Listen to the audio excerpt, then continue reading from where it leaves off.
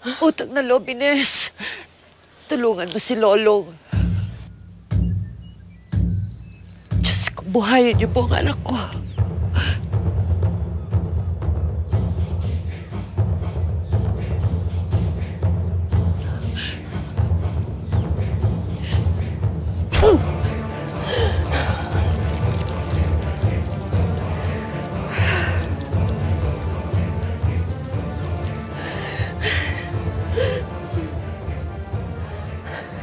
Malalim ang sugat na tinamo ni Lolong mula sa pangil ng buhaya na ginamit sa kanya. Kaya napuno ang kanyang baga ng dugo. Kaya to hirap huminga. Pero ito'y tinanggal na natin. Mukhang matagal maghilom ang kanyang sugat, pero siya ay ligtas na sa kamatayan. Maraming salamat, Ines. Aling Isabel, magpahinga na po kayo. Ako na pong bahala sa pamangkin ko. Salamat, Ines. Isabel. Isabel. Wala kang dapat alalahanin. Hanggat nananatili dito si Lolong sa Isla Pangil, hinding-hindi namin siya papapayagan. Salamat, Elvin.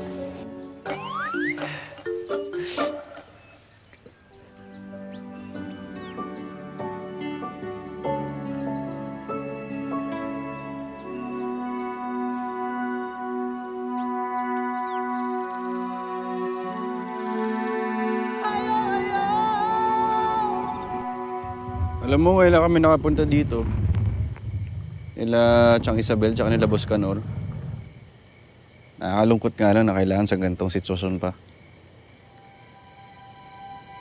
Oo nga eh. Pero naniniwala ako, Bok. Gagaling si Lolong. Gagaling ang kapatid ko.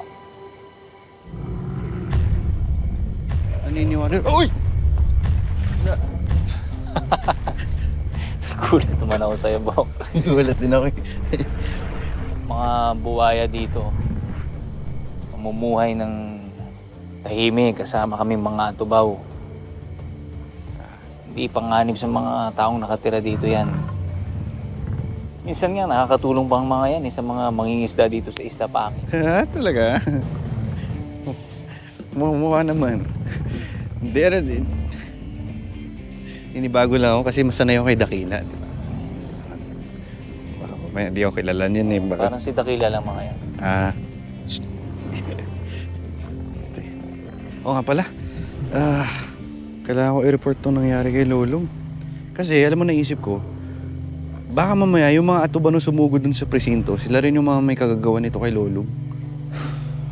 Good luck kung makakapag-report ka. Walang signal dito. Kadalasan, magkakaroon ng signal dun sa may tubig papuntang Tumahan pa. Doon pa? Layo nun ah. Di, baka meron yan dito. May mahagip. Kanina may bar. Ayan oh. Meron yun. May ay, wala. Ay, ayun! Yun! Ay, nawala. Teka. Ayun! Ay, nawala. Ano ba yan? Tapos,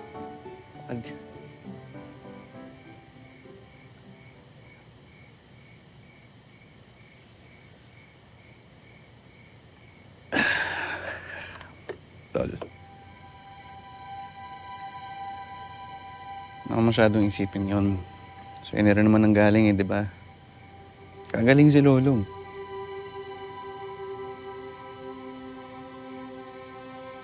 Di lang yun, Bok eh. Ano pa? Nadagdagan din yung mga kalaban natin. Ayan, pati mga kapwa atubaw na. At mga taong gustong kumuha ng mga atubaw.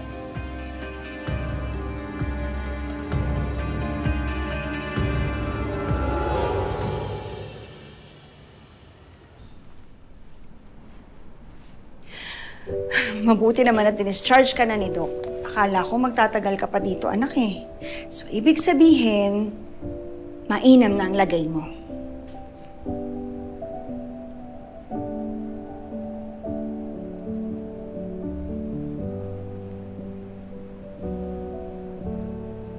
Nak, Okay ka lang ba?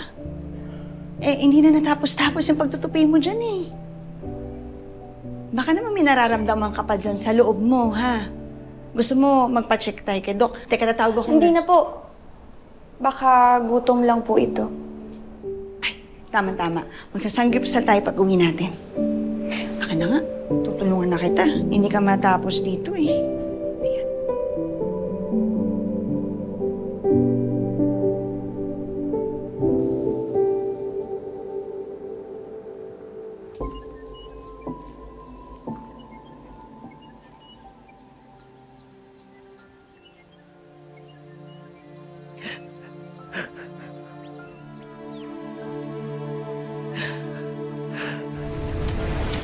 Chang,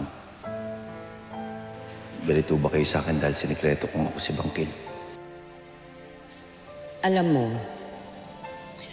nung una kong nakita si Bangkil, nung niligtas niya kami sa bus, ang una kong naisip, ikaw.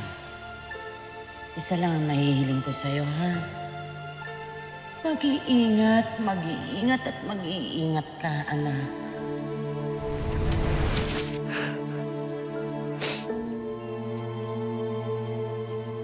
Isabel, manong tumahang ka nga. Pag narinig ka ni Lolong, lalo lang bibigat ang kalooban nun. Alam mo ba yun? Hindi ko lang kasi maintindihan ang nangyayari eh. Ang mga magulang ni Lolong, pinatay. Pati ang asawa ko. Ako rin ay kamutik nang namatay. Tapos ngayon, palagi na lang nalalagay sa panganib si Lolong. Palagi na lang may masamang nangyayari sa pamilya namin. Hindi ko alam. Hindi ko alam kung sinumpa ba kami ng kung sino. Pero parang gustong ubusin ang pamilya namin ng kung sinong masamang loob na yon.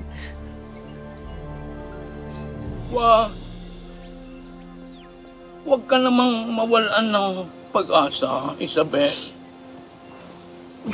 Ramdam kita. Dahil minsan nang nasubukan din ang aking pananampalataya. Noong bang panahon na lugmok ka dahil sa malalaking problema nangyari sa buhay ko. Pero, ganari lang ang gawin mo, Isabel. Huminga ka ng malalim. Hinga. Ayan. Pagkatapos, dahan-dahan mong ilabas ang lahat ng hangin na iyan sa iyong katawan. Iyan! Gagaan ang pakiramdam mo.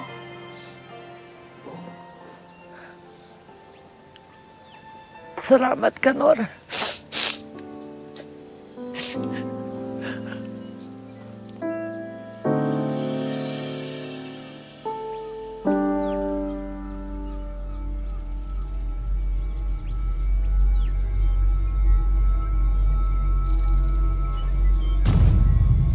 Long?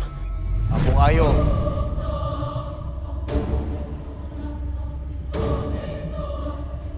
Ma'am Karina.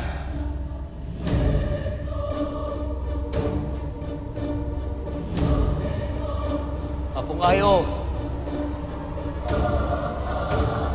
Ma'am Karina.